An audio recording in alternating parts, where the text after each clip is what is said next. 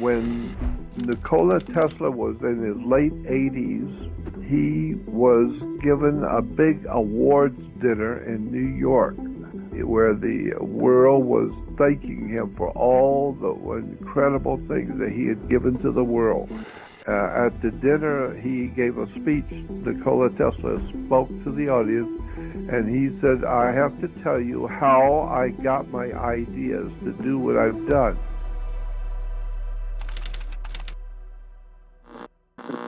Your brain as a human has nothing to do with your creativity, with your ideas and your understanding of things. The brain is designed to do only one thing and one thing only. It is to control the mechanisms of your body. It controls the electrical impulses that go to your muscles so that you can walk, run, so you can climb. It controls your body's muscles. It controls the movement of the human body. It controls the blinking of the eye, the swallowing of water. It controls everything in your body. It's nothing more than a controlling mechanism for your human body. But when it comes to your imagination, your creativity, the ideas and concepts that come out of you, we have, as scientists, no idea in the world where your spiritual perceptions come from, where your thoughts come from. We have no idea at all. All that we know is it has nothing to do with your brain. Your brain does not give you inspiration. It merely takes care of your body. And so, therefore, where do your thoughts come from? When the great composers were composing the beautiful music, where do those ideas for the music come from? When you get people who are writing profoundly important books, and we say they were truly inspired, well, we know it wasn't in their mind, it came from outside of their brain. So it implies that our inspiration is, we are being overshadowed, is the term that I use. Overshadowed by some kind of a higher intelligence in the universe. Something out there is feeding us information, and it's called inspiration. We are being inspired, and some people are just naturally pick up on inspiration from out there, wherever it comes from, and they can create beautiful music, beautiful art. They can design rockets, they can design lasers, televisions, all kinds of strange and wonderful imaginations in the human mind, but it does not come from your brain. It comes from out there. When Nikola Tesla was in his late 80s, very old man, he was given a big awards dinner in New York, and where the world was thanking him for all the incredible things that he had given to the world. At the dinner, he gave a speech. Nikola Tesla spoke to the audience, and he said, "I have to tell you how I got my ideas to do what I've done." He said, "Every evening before bed, I will put a notepad on the little table next to my bed with a pen or a pencil." And he said that every morning when I wake up, there's a written invention on the pad. Somebody comes into my room at night and writes down an invention. And the next morning I get up and it's all written out for me. And so I just go to my laboratory and follow the instructions, and I invented radio, or I invented alternating current, or I made this invention or that invention. And today, Nikola Tesla has lit the world and given us radio and all kinds of wonderful things this man gave to the world. But he said he was inspired by someone writing it down when he was sleeping. To inspire comes from the word spire, to like perspire, inspire. And so spire is to breathe together. Breathing is spire. And so someone was breathing into him their ideas and coming from somewhere else. So that was one point I wanted to make about inspiration, is it doesn't necessarily come from you, it comes from out there.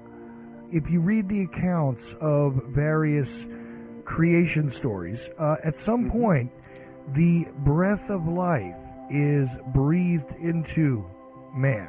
And here's the interesting part about that: a respiration. When you're having somebody put a mask on you to assist your breathing, that's respiration, right? To conspire is to breathe together, which means you're working together. You're toward a goal, all of that.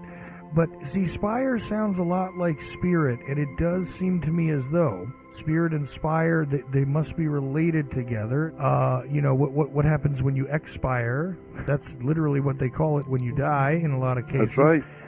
So X would be out of, well, your breath is now out of you, and once your breath is out of you, you're dead. The breath of life obviously comes from outside of you. The breath of life and the fact that you are inspired, you are given breath in, if you will, from somewhere else.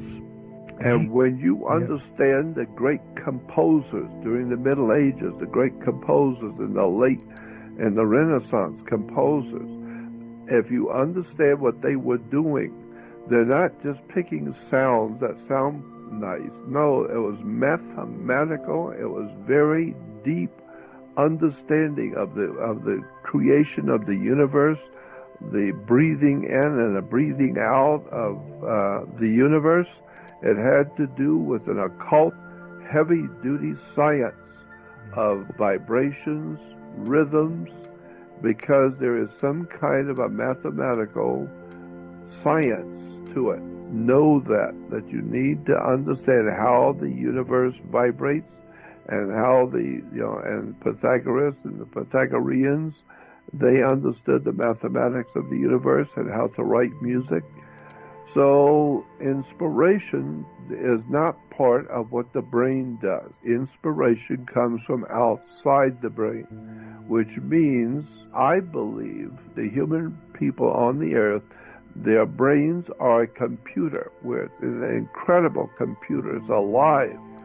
And that computer runs on wiring. And we're told that our blood vessels and our nerves are miles and miles of nerve endings in our body.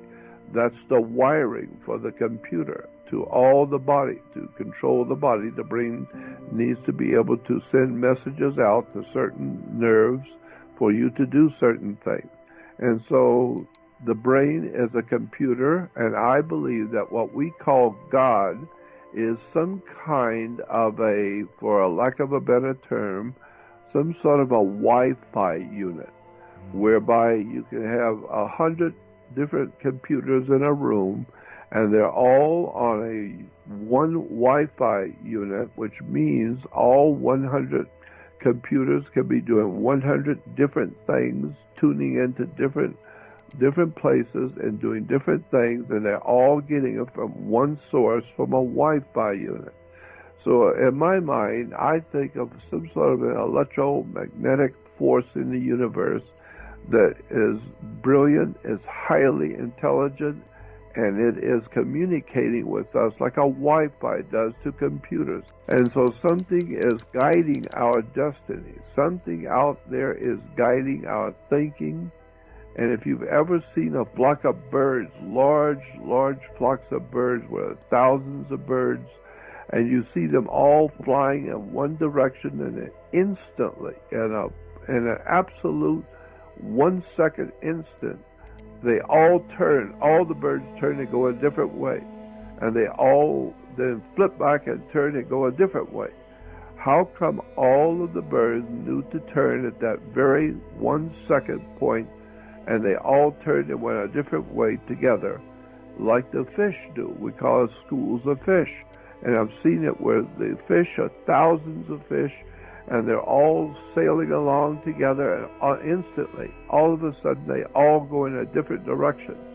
How is that possible? It's some kind of an inspiration, which I tend to think is something like some sort of a Wi-Fi unit. I'm just using that very loosely. Some kind of a communication with a higher mind in the universe that men have called God.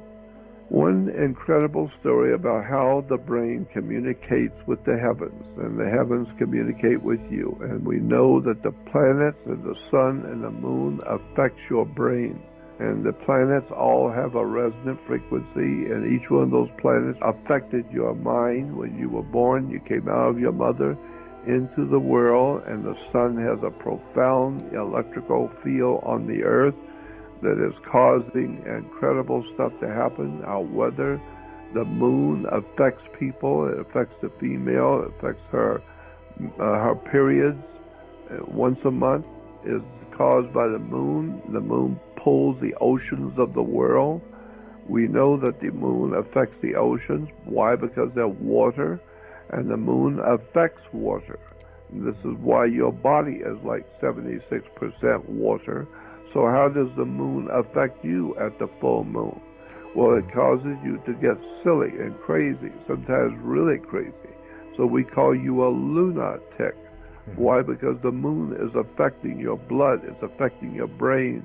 The vibrations in your mind are being affected by the sun, the moon, Mars, Jupiter. And so women are from Venus and men are from Mars, meaning our minds operate differently because of the way we're born and who we are and the vibrations in the brain. It's a very big subject about inspiration. And the inspiration comes from out there.